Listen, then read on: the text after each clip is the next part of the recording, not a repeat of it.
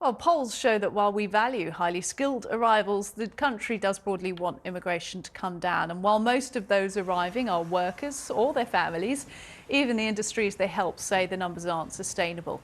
Yesterday's Conservative autumn statement cut £19 billion from the budget. And with public services already creaking, it's not like things are going to let up anytime soon. So can the UK's Reform Party really start picking up the votes?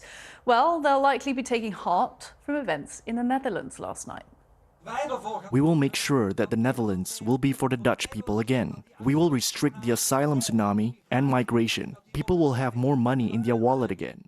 The victory of anti-EU, anti-Islam Geert Wilders is part of a wider shift in Europe and other parts of the world as well. Italy, France and Germany all seeing surges for the far right recently. So what can we read into this? Well, if you want to keep high migration, you've got to make a convincing economic argument for it usually. Or if you want lower migration, you've got to implement that in a way that doesn't cut whole industries off at the knees. And finally, if you say you're going to do something because it is important, you've got to mean it and you have to follow through. Otherwise, why should anyone listen to you at all? Well, to start this conversation, let's bring in the Sun's chief political correspondent, Jack Elsom. Jack, I mean, let's talk about how today's news on net migration figures went down amongst MPs. Boiling hot rage is what I would say, and that many Tory MPs are completely at the end of their tether with this one. We saw the New Conservatives group, a sort of right-wing caucus of MPs, tell Rishi Sunak in no uncertain terms that this is a do-or-die issue for him. They're going back to their constituencies, and on the doorstep, what they're getting is anger from many people about the strain that migration is having in their communities. Downing Street can't ignore that, and we think that they're going to be drawing up a package of measures in the next few weeks, which is going to go some way towards allaying this. So whether that's a crackdown on dependence of workers, for example, or whether it's raising the salary threshold of skilled workers that can come here, I think that going into the next election, where this is going to be a crucial issue, this can't be ignored, and Downing Street really have to sit up, and Tory MPs are going to jolly well make sure they do listen.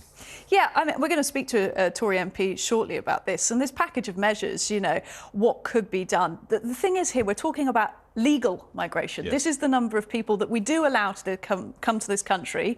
It should be a pretty non-divisive topic. Why isn't there, you know, caps in place to stop the numbers getting well out of control? That would be the voters' main question, I think. I mean, can they really make any meaningful difference before the next election? Yeah, and you saw Suella Braverman today saying that she, while in government, unsuccessfully, it may seem, pushed for an annual salary cap. Now, the problem is that it's a balancing act here for the government. On the one hand, they are wanting to lower the numbers, as they have pledged to do in the Tory 2019 manifesto, and continue to do so. On the other hand, they've got economic realities to face with, and we do have many vacancies in this country which aren't being plugged at the moment, and so we need overseas workers to come and fill these. We need also to sort of keep the prices down of stuff like health and social care workers, which we get a lot of from the continent and beyond. And so I think the sort of the balancing act here, which they're going to have to try and straddle, is really, really difficult. Now, on the other side, Tory MPs would say, well, we know that these migrants obviously do contribute to the economy. However, they also do cause a strain on communities. So whether it is housing, whether it is hospitals, whether it's pharmacies, whether it's schools.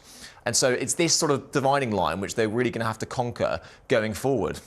It's interesting, isn't it? Because you heard the language issue being discussed by Nigel Farage and Nella there in the camp in Australia, and she was saying, you know, I am an immigrant, and you can tell the sort of the feeling there is, you know, am I not of value? But when we talk about it at this level, we're talking economically what people mean to countries, and that is what governments are doing. They're saying we can take in this many people if they meet this salary, you know, level, and they've got these skills, and we want you, yes, but also we don't want illegal migrants. And they're balancing all of this. We do need some form of legal migration for our economy, don't we? Have we got any sense from the government that they know what that level is? Yeah, and I think that, you know, many, even the most strident Tory MPs were probably aghast at the idea that migrants would feel unwelcome in this country. And I think that people would definitely distance themselves from any sort of that kind of sentiment.